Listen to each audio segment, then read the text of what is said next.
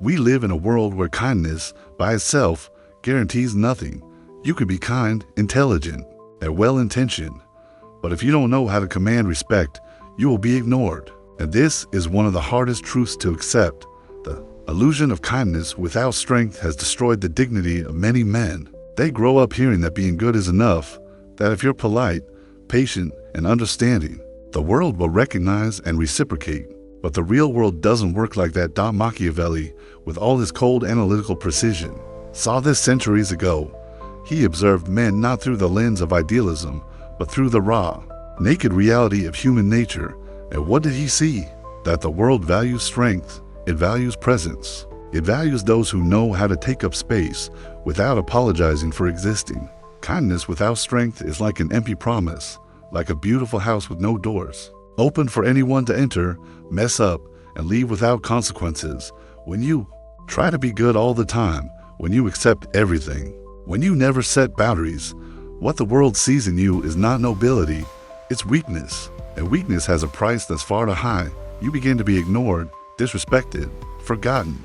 People will test the limits of those who seem weak, and the more you give in, the more they will demand, until one day, when you finally try to assert yourself, it will be delayed. The respect you never built will be missing exactly when you need it the most. Machiavelli, with his almost surgical coldness, left one of the most uncomfortable phrases in the history of political philosophy. It is better to be feared than loved if you cannot be both. This sentence still unsettles people today because it exposes a truth many prefer to ignore. Human beings respond more quickly to the fear of losing than to gratitude for receiving. The real world, life as it is, operates on a field of forces, where the firm are heard and the fragile are forgotten. We're not talking about going around being aggressive or cruel. The point is to understand that those who don't set clear limits, who don't show that there is a cost for disrespect, will end up being treated as irrelevant. Human nature is driven by self-interest, vanity, fear, and appearances. Machiavelli observed this every day in the courts and power conflicts of his time, and unfortunately, that logic hasn't changed. Those who aren't perceived as a strong presence are treated as background noise. Being the good, without knowing how to protect yourself, becomes a trap. People will test you, push you, take more than you can give, and when you realize it, you'll have no space left to breathe. Machiavelli didn't encourage gratuitous evil. He encouraged clarity. Clarity that the world doesn't reward the innocent, or respects those who know how to play the game. And the first move in this game is simple. You need to be perceived as someone with structure, firmness, and boundaries. Otherwise, the world will swallow you. The world tests you every day.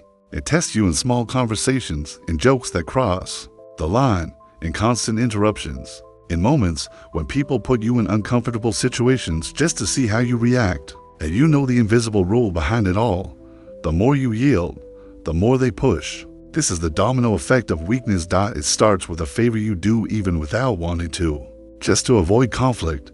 Then comes the joke that belittles you, and you laugh just to not seem difficult. Next, you get interrupted in a meeting and say nothing because you think it's not worth arguing. And little by little, the respect you should be building gets eroded. People notice what you tolerate. They watch how you react to provocation, pressure, and the subtle daily injustices, and if you don't set a limit, the world gets the message. You're unoffended territory, free to be exploited.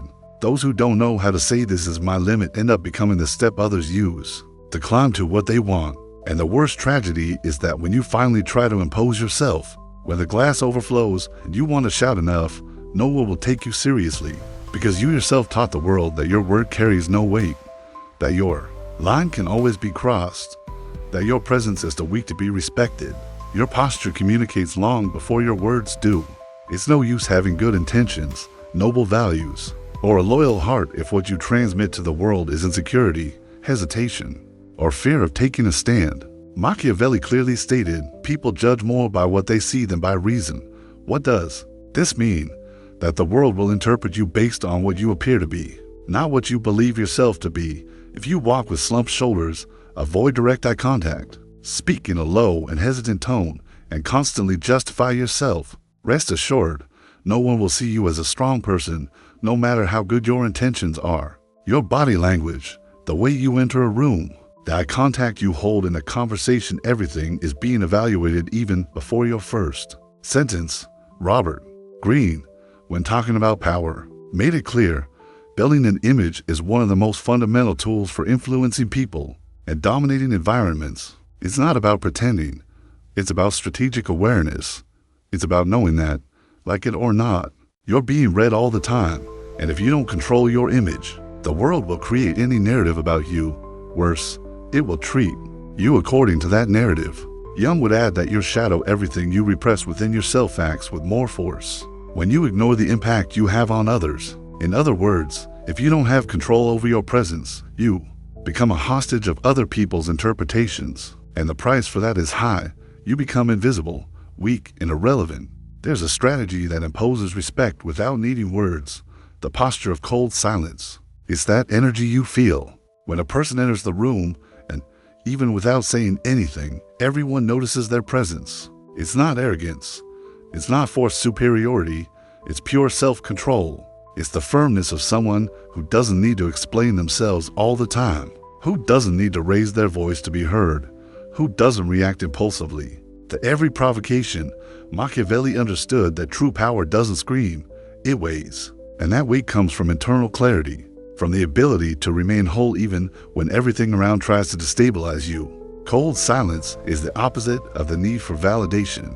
It's when a man stops being driven by the urge to prove something and starts acting with strategic awareness.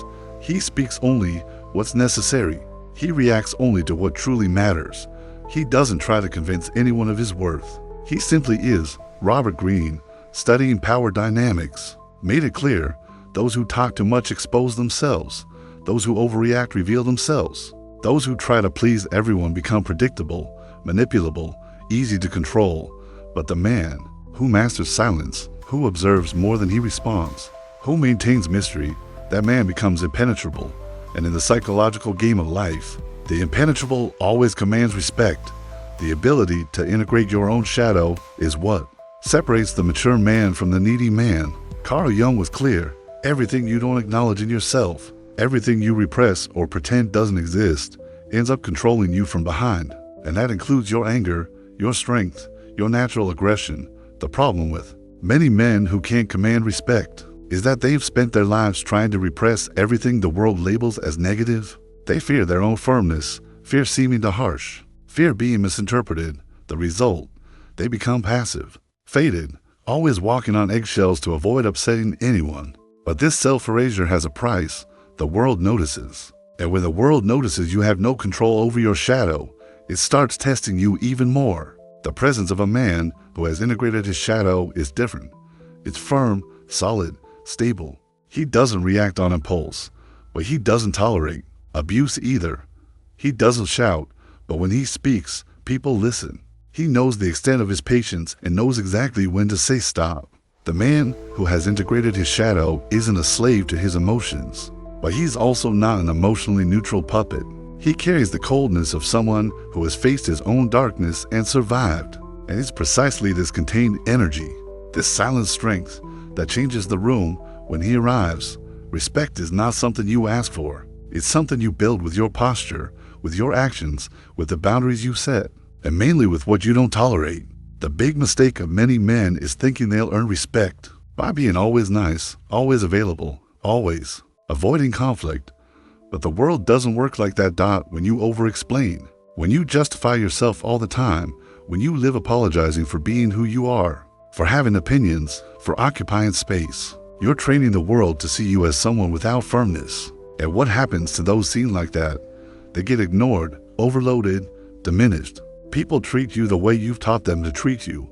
Silence born from insecurity only feeds disrespect, but silence born from firmness, clarity, and self-control that imposes respect. When you say no calmly, when you hold eye contact, when you refuse the role of victim or supporting character in your own life, people begin to recalibrate how they see you. They pause to listen, pause to think before crossing your limits. True respect doesn't come from shouting, emotional outbursts, or forced displays of power. It comes from the consistency of your posture, the coherence between what you say and what you do, and your ability to, even in silence, make it clear that there are lines no one will cross without consequences. The psychological game of power and respect is shaped by how others perceive you. And your greatest weapon in this game is internal clarity. Machiavelli already said that respect comes before love, and that's a truth many insist on ignoring. Robert Greene reinforces that the environment is dominated by those who know how to control their image and behavior. It's not about being aggressive, nor about intimidating others by force, but about understanding the social psychology that's at play all the time. The man who masters this clarity knows the value of silence, the importance of body language, and the power of a simple, steady gaze. He understands that every gesture, every decision, every word or absence of it communicates something. It's not about manipulation, it's about intentionality. Being aware of the energy you project when you enter a place, knowing that the world responds much more to what you demonstrate with your presence than with your speeches. That's why the construction of respect doesn't happen in a single day. It's the result of small daily choices, the tone of voice you use, the firmness with which you say no, the gaze you hold, the boundary you maintain. It's not about proving anything to anyone. It's about proving to yourself that you will no longer negotiate your dignity for easy acceptance. Jung leaves us with a profound warning. If you don't integrate your shadow, it will dominate you. And what does that mean in practice? That is, long as you keep repressing your natural strength, your legitimate anger, your ability to say no, the world will continue pushing you into the role of submissive, passive, and invisible man. At worst, over time, you'll start to believe you deserve that place. You'll start internalizing the idea that you have no value, that your voice doesn't matter, that it's better to stay quiet to avoid conflict. This cycle is destructive. It's a spiral that steals your self-esteem, your presence, and your dignity. The process of shadow integration is precisely the path to reclaiming your internal structure. It's about facing what you've avoided your whole life, your firmness, your ability to set limits, your anger as a protective tool, your clarity as a shield against manipulation. When you integrate all that, something shifts in your energy. You stop asking for respect and start being the kind of man who commands respect just by what he carries in silence. And this silence isn't fear, it's strength. It's not cowardice, it's maturity. It's not avoidance, it's strategy. The world may not love you, but it will respect you. And in the end, it's that respect that will give you the space you always deserve to occupy.